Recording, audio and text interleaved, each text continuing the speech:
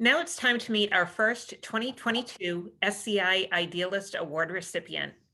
For our introduction, I'm going to call upon the honoree's best friend, Omar Cabrera. Thank you, Jennifer. First, let me start by congratulating all the recipients of this amazing award. Luckily, I only have 1 or 2 minutes because for his wedding, he told me I spoke too long during my best man speech, so I promised to keep it short. But it's my honor to present this award to not only my best friend, but to my brother from another mother. I could go on and share many personal and professional stories about Juanito, as I call him, but I will keep it simple and just say that when it comes to leadership, connecting diverse individuals and bringing people together, whether it's through his huge group of friends or career, no one does it better than Juan. But I'd rather tell you a quick story about Juan the person so you can all see what type of individual he is. Juan and I have known each other for 30 years, since the 8th grade to be exact. And as I mentioned earlier, I was the best man at his wedding. I'm also fortunate to be the godfather of his beautiful daughter, Ana Sofia, and I get to complete the trifecta today by presenting him with this amazing award. But the story I wanted to share with you is what my mother told me once about Juan. Long time ago, she said, "Hijo, if you one day have kids, I hope they are just like Juan, a very kind, humble, and big-hearted person." And I don't think any praise can get bigger than that coming from your mother. Because of that, because of this is the type of person Juanito is. And that's why it is my honor to present him with this award. In the words of his beloved dad, a una mejor persona, imposible. To a better person, impossible. Juanito, congratulations, hermano. Oh, goodness. Okay, I knew well. Wow. Thank you, compadre. Let me collect myself here. But great to see so many people who I hold in such high regard, who I love. And thank you, compadre. I knew it had to be you to do this. When I was asked to select someone, it had to be my compadre, which, if you're not familiar with the phrase, the term in Spanish, it refers to, is a term that's used to refer to someone who's the godfather to your son or daughter. As Omar mentioned, he's the godfather to Ana Sofia. So thank you for those very beautiful, kind words. You know, when I think about today, I honestly wouldn't be here if it weren't for the support of so many. My wife is on, I think, with at least one of our kids. I think my daughter, she had to drop off Juan David. He's the new Juanito, Juan Senior now. But with Juanito, I had to take him to school. My mom and sisters are on. I think my cousin, who's visiting from Colombia, is on. A lot of people who mean so much to me, and most importantly too, my late dad, who's my biggest inspiration every day. I also see a lot of my colleagues from Beth Israel Leahy Health. Thank you for joining me. Thank you for believing in me. It'll be almost a year since I started in my role at Beth Israel Leahy Health as the inaugural Chief Diversity, Equity, and Inclusion Officer, a role that I don't take lightly. It is a significant responsibility for the important work that we're all doing in community. Thank you, SCI and David, for your leadership. I saw Alberto Calvo, who is the original person who introduced me to SCI. He's over there at Compadre grocery store in Chelsea. I think that's where I saw you in the photo there, Alberto. You know, SCI is focused on building social capital to foster youth success and healthy communities is commendable. You know, I've been very impressed, and mentioned earlier some of the programs. You know, I've been very impressed with the efforts around vaccine equity that SCI has had. The program called the Leaders for Equitable Tomorrow, which is a program that engages teens in exploring and developing action plans to address the intersection between racism and mental health. And those two are critical issues in our current times. The impactful work of SCI is really well aligned with Beth Israel Leahy Health's mission. And today I'm honored, grateful, and quite frankly, humbled to be recognized with two people who I admire deeply, Dr. Makeeba McCreary and James Morton. simply just being within your company is a recognition in and of itself. And the theme, as was mentioned earlier, today is cultivating connections.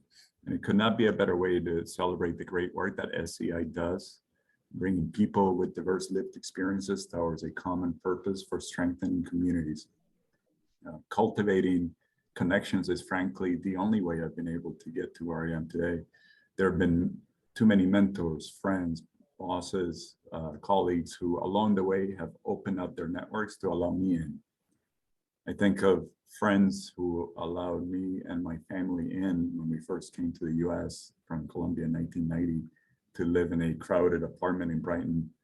I think of the community health centers who allowed us in and provided care when we did not have health insurance as former documented immigrants. I think of a name that some of you may have heard, Steve Pemberton, who ran for senator in Massachusetts and opened the doors for me to get a full academic scholarship when he worked in the admissions office at Boston College way back in 1994. I only knew about this just a few years ago when I was grabbing lunch with Steve and he remembered my name. This is when I was working at Tufts Helpline, and we brought him in to give remarks to one of our resource groups. He remembered my name and he said that he actually turned a blind eye and accepted me, even though he wasn't supposed to because of my immigration status at the time, and allowed me into Boston College for an education that has gotten me to where I am today. I think of leaders like Bob Rivers, Eastern Bank CEO. He's a former recipient of this award who leverages his position of influence and privilege to open so many doors, and the list goes on. This Idealist Award is one that I humbly accept, but respectfully dedicate to a particular connection that was formed over the past few months and was publicly announced this past Monday. On Monday at the Dimmick Center in Roxbury, a group of more than 40, and actually since Monday, now there's more than 50 because so many have signed on, Black and Latinx leaders, including Makeeba, who's going to be recognized along with me, and many others who are part of this newly launched Health Equity Compact. And in case you missed the coverage, Globe had a story, and WBUR, a few other outlets have had stories about it. This group is a diverse set of healthcare, business, and nonprofit leaders who have come together to, for the first time, make systemic change in healthcare to address the significant disparities that COVID laid bare, which resulted in more of our communities testing positive for COVID, being hospitalized, and dying from COVID. And it's about a year ago, within the span of a few weeks, my father-in-law, David Herrera, my uncle on my mom's side, my mom is on right now, my uncle Ivan, my mom's brother, and my uncle on my dad's side, Fernando Lopera, all died of COVID within the span of a few weeks. So addressing health inequities is personal to all of us who are part of this compact that I mentioned.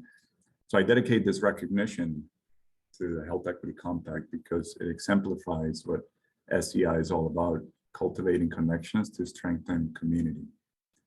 So with that, I say thank you, muchas gracias. Thank you all for being here. Congratulations, Juan. What a well-deserved recognition, and your dedication there. This is a really important health compact. So thank you for sharing about it today. Now it's time for our next SCI Idealist presentation.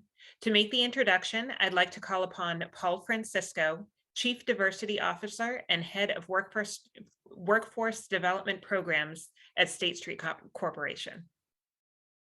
Thank you, Jennifer, and thank you, David and SCI, for giving me the opportunity to introduce one of my best friends in the world. I am thrilled for her. But first, I wanted to also congratulate two really good friends as well, in James and Juan Fernando. Congratulations, well deserved. This is an amazing group. And so I'd like to tell you a little bit about Dr. Makeeba McCreary, the person, the professional. I think many of us know, but the person is really who I'm a big fan of. Makeeba is probably one of the most loyal, dedicated, people that I know, humble, and likes to do her work behind the scenes. A lot of people don't understand or realize the impact that Makeeba has had in so many lives, and I can say thousands of lives very comfortably. From her days as the head of strategy for the Michael Jordan Foundation and all the grant making efforts in communities like Washington, D.C. and North Carolina and Oregon, Connecticut. Makeeba impacted many, many thousands of lives of young Black and Brown kids in public schools. She did that as a chief of staff with BPS. She did that at the MFA. And all those things come from who she is. She is a community kid, grew up in the South End of Boston, went to school here for high school, and then moved on to the big city in New York. She's been an avid art collector, a hip hop head, a motorcycle riding diva, which a lot of people don't know. And for me and my family, she's been a best friend, an auntie, a sister to me and my wife, Betty, a great travel partner. We've traveled the world together. I'd never forget our vacation to Cuba, Paris, London, Portugal, so many different places, and hopefully many, many more places to go. And Makeeba, I can't think of anyone more deserving of this award than you. You've dedicated your life to building equity and inclusion. And the work that you're doing now with NCF is just so critical. And having you be directly engaged and involved with efforts around building equity, not only in terms of economic access, but health equity, as Juan mentioned, and so many other things that you're doing. You're incredible. You're a fashionista, which a lot of people also don't know. And an avid art collector ever since even before your days at the MFA. But what makes you special, again, is your loyalty. It's your dedication to community. It's your dedication to your team, right? And anyone who's worked with you and for you can attest to that. And I see many of them here in this call. So I just want to congratulate you. It is my just complete honor to call you a friend. And I'll never forget that you made me cry last year. So I'll never forgive you for that. But I'm so thrilled for you, and congratulations on this award. Thank you, Paul. It's okay, you got me back, Juan. It's unfortunate this is virtual because you'd be passing me the tissue box. Thank you so much, Paul, and to you and Juan and James. I cannot imagine being honored with two less fabulous individuals, but also quite serious individuals about the work that we have to do. I'm going to open with a poem by Amanda Gorman. I just want to take a moment to acknowledge the lives that were lost in Buffalo. This is titled Surviving. These words not be for red, for our blood to run through them. When tragedy threatens to end us, we are flooded by what is felt. Our faces fluctuating, warped like an acre passing seasons. Perhaps the years are plotted and planned. Just like seeds in a fresh plowed field, when we dream, we act only with instinct. We might not be fully sure of all that we are, and yet we have endured all that we were. Even now, we're shuddering, the revelation aching. It didn't have to be this way. In fact, it did not have to be. The gone are no threshold, no stepstone beneath our feet. Even as they did not die for us, we shall move for them. We shall only learn when to let this loss, like us, sing on and on. Thank you. There's such a deep connection to the work that I'm privileged to be doing with the new Commonwealth Racial Equity and Social Justice Fund. And I tell this story a lot. I won't repeat it here because many of you have heard it, but I will say that I do remember that moment when Paul and 18 other warriors in this city of Boston, Black and Brown, stepped forward and said that they were unequivocally not going to be patient any longer. I remember thinking, I want to be a part of that. I'm going to help in any way I possibly can. And here I am with this incredible honor. It's a bit cheesy, but I think of every day as we're building this fund, and I get frustrated or befuddled or try to figure out what comes next. I recall those 19 individuals, and I think of them as the wind beneath my wings, quite literally. And so for those of you who don't know as much about our fund, it is only about 2 years old, and these incredible founders raised $30 million towards a $100 million goal. We're now close to 40, and we are focused on interrupting and dismantling systemic racism across a varying range of different areas, all of which should be incredibly familiar to you, because you're all also doing work in these spaces of policing and criminal justice reform, health equity, economic empowerment, youth development, and identity and culture narrative. It's important to be critical, I think. And so this story today for me is about talking about truths, right? Like, we have to acknowledge that something quite horrific has just taken place not days ago, but we also have to find the reasons to keep moving forward and to be hopeful. But we can't skip that truth-telling part, right? And so I want to share some words from this incredible brother, Edgar Villanueva, who wrote a book called Decolonizing Wealth. Bear with me, it's not too long, it's a little bit sassy, but it will take me a moment. Philanthropy moves at a glacial pace. Epidemics and storms hit, communities go underwater literally and metaphorically. Black and brown children get shot dead or lose their youth inside jail cells. Families are separated across continents, women are abused and beaten and raped. All of Rome burns while we fiddle with another survey on strategies, another study on impact. Other sectors feel the heat of competition, not us. We politely nod at the innovations of the business sector. It takes us half a century to implement one of them. We indulge those who say that diversity is important by conducting several decades of analysis, hiring consulting groups with absurd price tags. We publish reports, we create a task force and debate mightily over what to call it. We do not actually change, not more than superficially. This is philanthropy. It is, we are, the family that embarrasses me and infuriates me, but it is still my family, my relations, and I believe in redemption. It's from the place of calling this family to a better self that I write, philanthropy, honey, it's time for an intervention. And I want to propose that not just New Commonwealth Fund is the intervention to decolonizing philanthropy, but also all of my colleagues who have been working on this forever. Like, we can't pretend that we're just starting all over again each time we show up on the scene. And so I have solutions. And I didn't create the solutions. I'm borrowing some solutions from Adrienne Marie Brown, Emergent Strategies. And she says we should ask ourselves these questions. What are your gifts? If you are assessing for creating more possibility, are you living a life that honors all of your gifts? If yes, how did you create all of this possibility for yourself? And if no, how can you create more possibility today, tomorrow, this month, this year? I'm going to close, and you can see that there's a theme here, which is really, it started with about a week and a half ago. I had the pleasure of being at an event at the Museum of Fine Arts Boston celebrating Black arts and artists.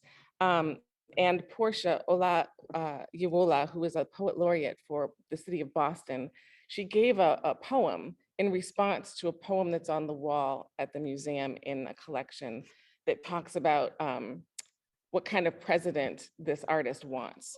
And this is Portia's response to that, which is, and so I think perhaps if I cannot rely on a president, perhaps I can rely on a poem to change and lead us, to make swift our hearts, to make the immovable a free fall.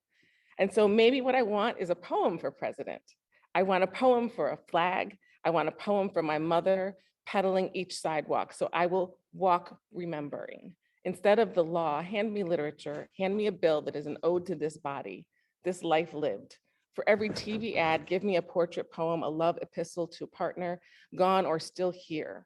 It can be about a field, about the color purple. It can be about an ocean I keep having to cross, a poem about the best meal you've ever had.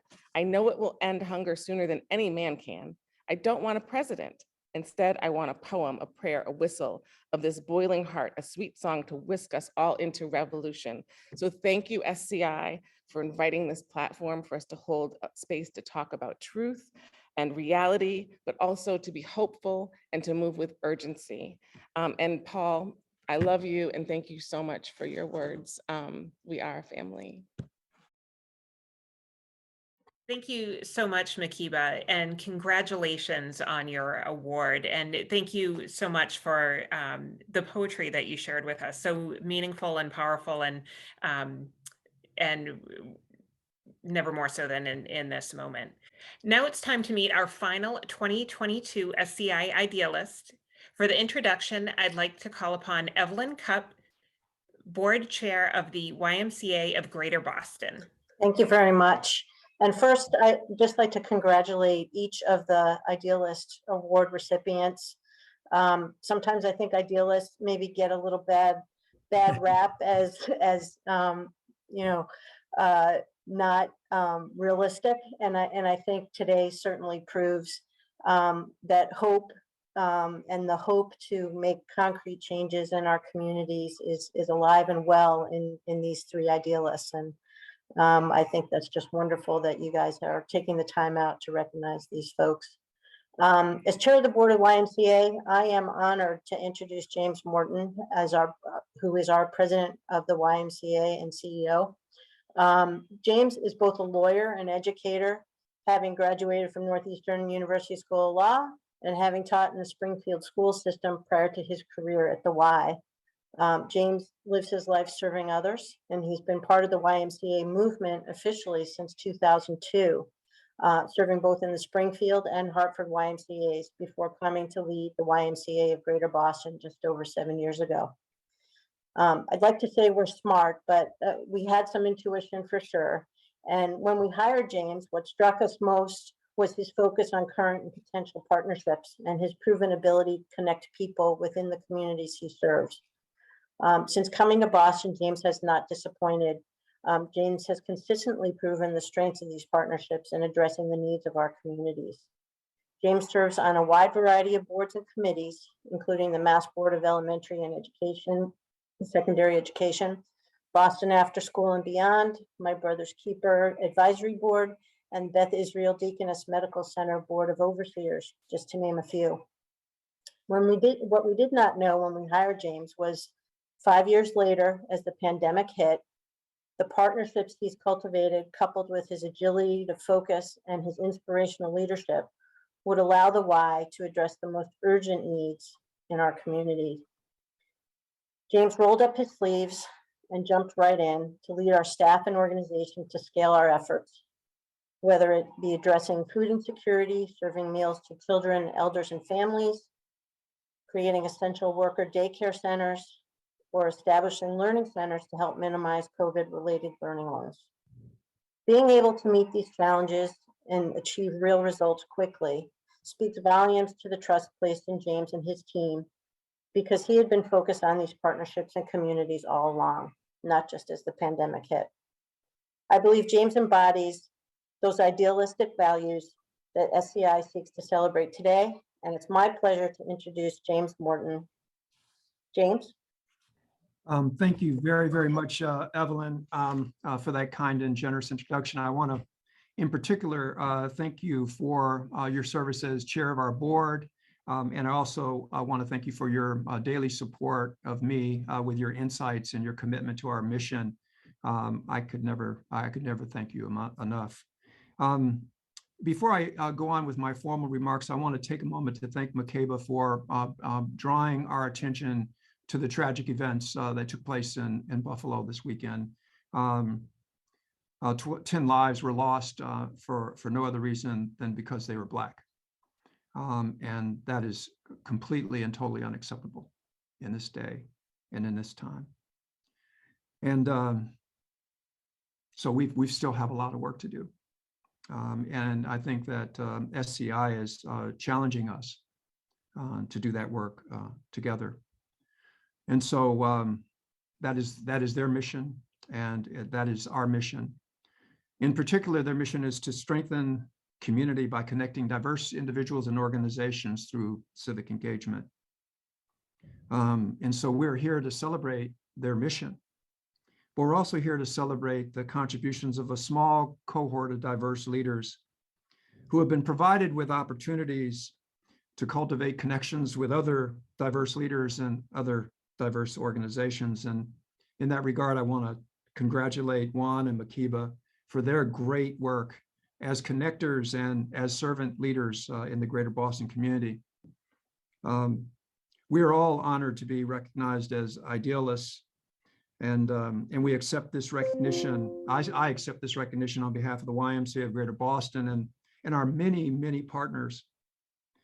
I represent thousands of individuals who work every single day to build connectivity and belonging in the communities that we serve.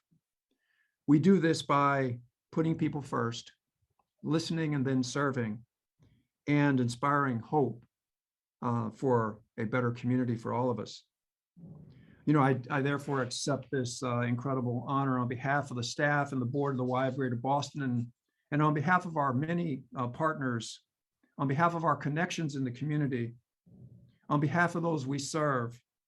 And I promise that we, as the Y of Greater Boston, will continue to cultivate and deepen our relationships in the community, our partnerships and collaborations in support of those we serve. We will continue to align our strategic priorities with other organizations like SCI in order to bring about transformational change in Greater Boston. We will continue to partner with SCI to host AmeriCorps members like Becky, who has joined us this year. And we will continue to partner with SCI and others to bring educational and cultural experiences to English language learners in communities throughout Greater Boston, including Woburn. We will continue to do these things in partnership with SCI and others for one simple reason, and that is because we must. You see, we can't deny that together we are stronger, that together we are smarter and bolder, together we are more capable and more resilient, together we are more impactful. In our community of Greater Boston demonstrates on a daily basis that teamwork makes the dream work. And you know, as a result of that teamwork during the last 2 years, the YMCA, in partnership with other organizations, 100 organizations, in fact, have been able to deliver more than 15 million meals and counting throughout Greater Boston. We've partnered with EBA, the base, and Latinos for Education to create community learning centers that provided those trusted places and spaces in the community where our children could get their remote learning lessons, be enriched, and be provided with food and fun. We partnered with Boston After School and Beyond and its many partners to provide summer learning opportunities last summer for 1,400 children in the city of Boston.